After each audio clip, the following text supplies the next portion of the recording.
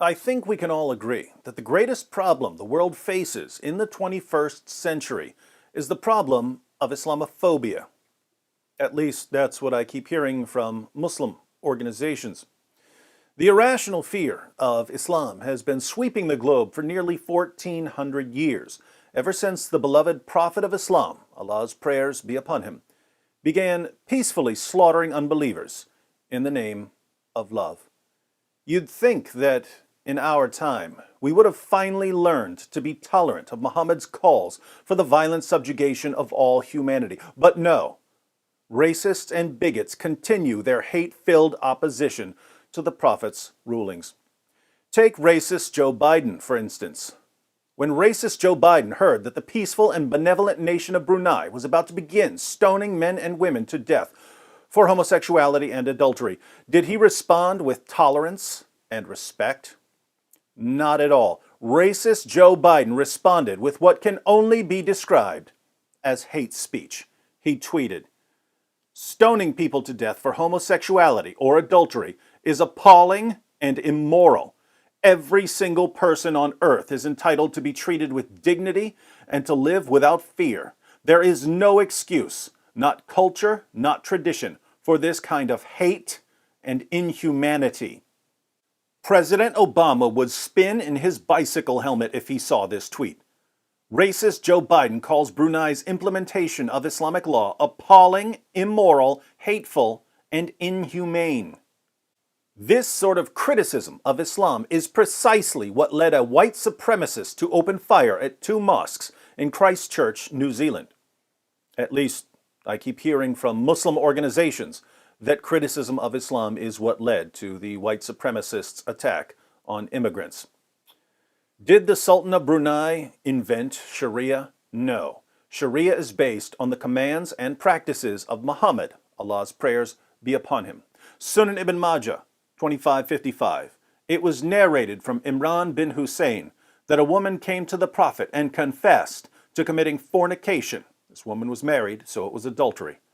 He issued orders, and her garments were tightened around her so that her private parts would not become uncovered. Then he stoned her, and he offered the funeral prayer for her. Sunan ibn Majah, 2561. It was narrated from Ibn Abbas that the Messenger of Allah said, "Whoever you find doing the action of the people of Lut, kill the one who does it and the one to whom it is done." Lut is Lot. The action of the people of Lot refers to homosexual sex between 2 men. Muhammad tells his followers to kill the one who does it and the one to whom it is done, so both partners in the homosexual relationship. Is a Muslim ruler free to dismiss the decisions of Muhammad, Allah's prayers be upon him? Absolutely not. As we read in the Holy Quran, Surah 4, verse 65, "But know, by your Lord, they can have no faith until they make you, O Muhammad, judge in all disputes between them, and find in themselves no resistance against your decisions, and accept them with full submission." Allah Almighty declares in the Holy Quran that a Muslim can have no real faith until he makes Muhammad judge in all disputes, finds in himself no resistance against Muhammad's decisions, and accepts them with full submission.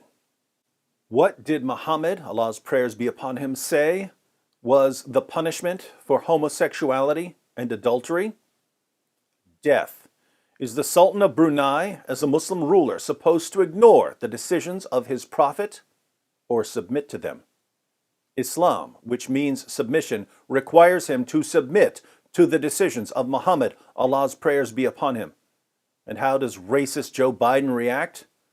Does he praise the Sultan of Brunei for doing exactly what Muhammad, Allah's prayers be upon him, ordered him to do? No.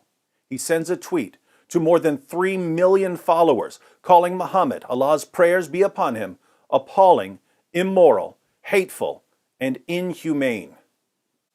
Joe Biden? More like Joe Bigot. Friends, we have a decision to make.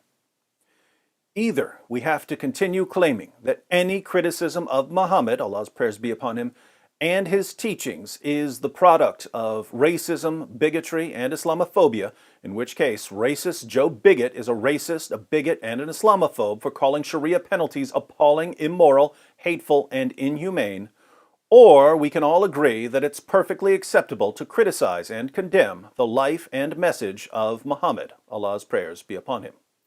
But what kind of world would we live in if we treated Islam like other ideologies and didn't give it the privileged status it demands? You have 24 hours to decide.